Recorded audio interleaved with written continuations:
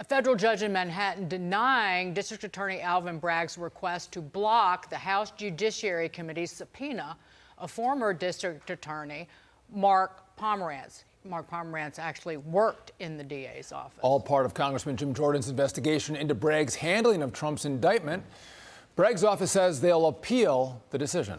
Joining us with reaction live right here, former Attorney General Bill Barr. This is I was kind of gripped by this today, reading the judge was not very kind to Alvin Bragg's attorney, was very kind of tough on Alvin Bragg's attorney, but the temporary restraining order denied. Right. Actually, I thought that was, it's good to see in this politicized environment and the politicization of the justice system, a judge that actually applies the law, just sticks to business. She was tough to both sides, but what I liked about her decision is it just called it as it is. Yeah, there's politics being played on both sides here, but the question for me is whether the Judiciary Committee had the power to issue that subpoena. They clearly did. They can look into this, and not only does it, they have the power to do it, but they're premature. The effort to quash it is premature. If some specific thing comes in where they're trying to get into grand jury information, we'll deal with it at that point. So I like the fact that she applied the law, she was restrained. It's good to see.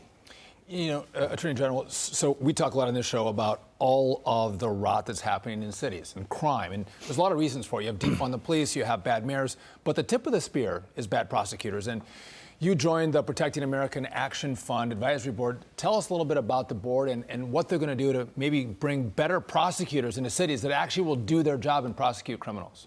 Right, so a group of Republican state AGs, led by Jason Miyares of Virginia and Chris Carr of Georgia, have set up this group, and they asked me to be on the board. It's been a passion of mine dealing with violent crime since I was AG under George H.W. Bush. And they're going to support law and order DAs who will apply the law. And in these elections, and try to stop what Soros has been doing, which is to replace DAs with people who just won't enforce the criminal laws. And it's critical that we have that kind of operation. And there are a lot of things to do. We also have to help the victims in the inner city find a voice and help organize them. When I dealt with violent crime back in the Reagan and the Bush administration, there were all these victims groups and local citizens groups up there in arms, to stop the revolving door and stop the carnage on the street.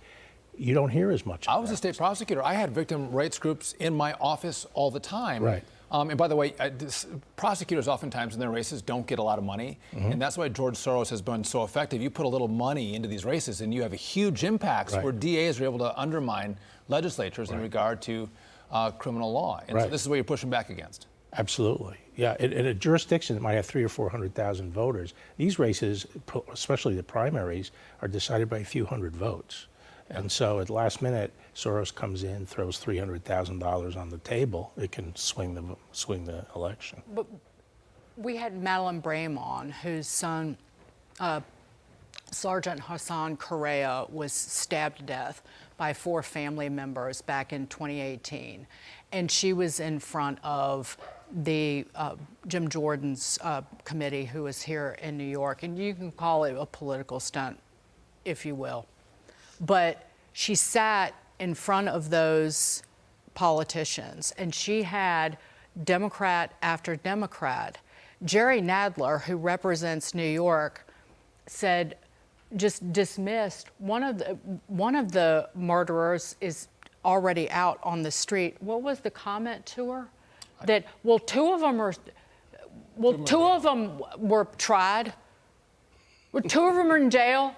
And then one of the Democrats said, she said, can I say something? He said, no. You're going to eat up my 20 seconds. I only have 20 seconds left. Right. And so the disdain for victims, for this victim was on display. Right.